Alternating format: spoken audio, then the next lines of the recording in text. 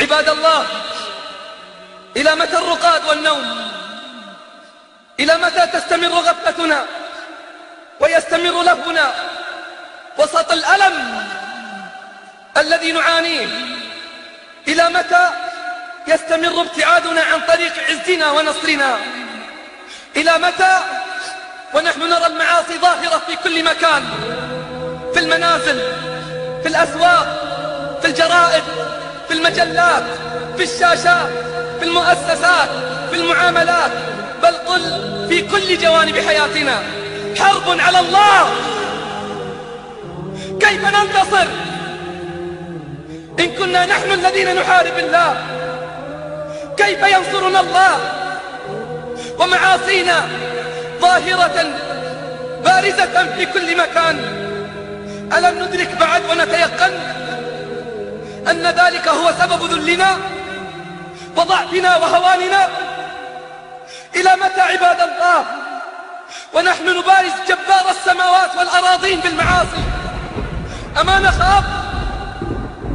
أما نخشى؟ هل تناسينا وعده ووعيده وعقابه؟ أن نصحو أم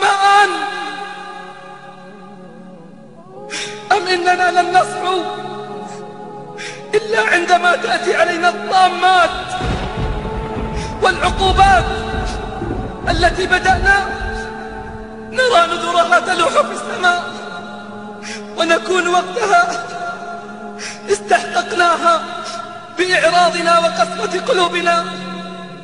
قال الله: فلولا إذ جاءهم باسنا تضرعوا فلولا إذ جاءهم بأسنا تضرعوا ولكن قست قلوبهم وزين لهم الشيطان ما كانوا يعملون. فلما نسوا ما ذكروا به فتحنا عليهم أبواب كل شيء حتى إذا فرحوا بما أوتوا أخذناهم بغتة فإذا هم مبلسون. ما الذي أهلك القرى والأمم السابقة؟ أليست الذنوب والمعاصي؟ أهمس لأولئك الذين يستهينون بالمنكرات والأوامر الشرعية صغيرة كانت أو كبيرة وسط هذا الواقع المؤلم الخطير الذي تعيشه بلادنا وأمتنا، أن ينتبهوا إلى أن تقصيرهم هم لا يعود بالضرر عليهم فقط. معاصيهم، منكراتهم لا تعود بالضرر عليهم هم فقط، بل يعود على الأمة بأكملها. فهم من أسباب الانهزام والتأخر والضعف. من المؤلم أنه على رغم الأحداث الأخيرة الخطيرة التي مرت وتمر بنا وسيمر بنا مثلها كثير، إن لم نرجع إلى الله فإن الكثير من المسلمين أفرادا ومجتمعات لا زالوا مصرين على الذنوب والابتعاد عن منهج الله، بل بعضهم يجاهر بمعاصيه في كل مكان. والله هذه خيانة لله ولرسوله.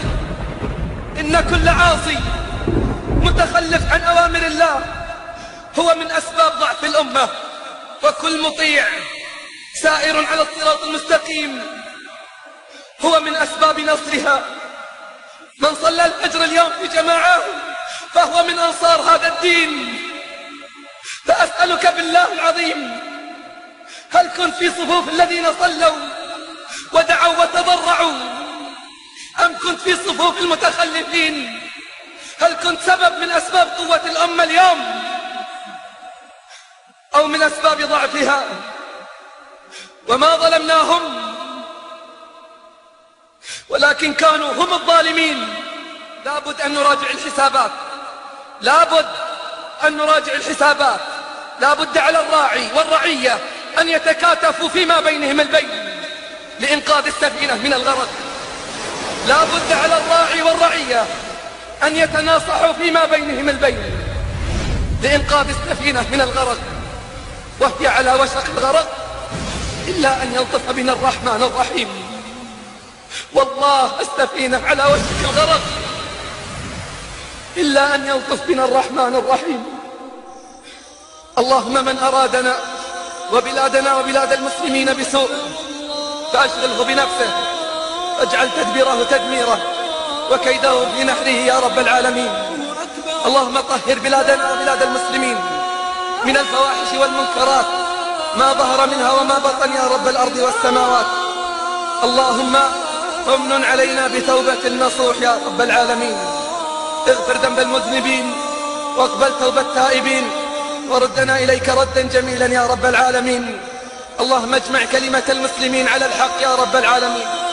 اللهم من حاد منهم عن الصواب فرده إلى الحق والصراط المستقيم يا رب العالمين. اللهم اجمع كلمة المسلمين على الحق يا جبار السماوات والأراضين. اللهم انصر المجاهدين في سبيلك والآمرين بالمعروف والناهين عن المنكر. اللهم أيدهم بتأييدك يا حي يا قيوم.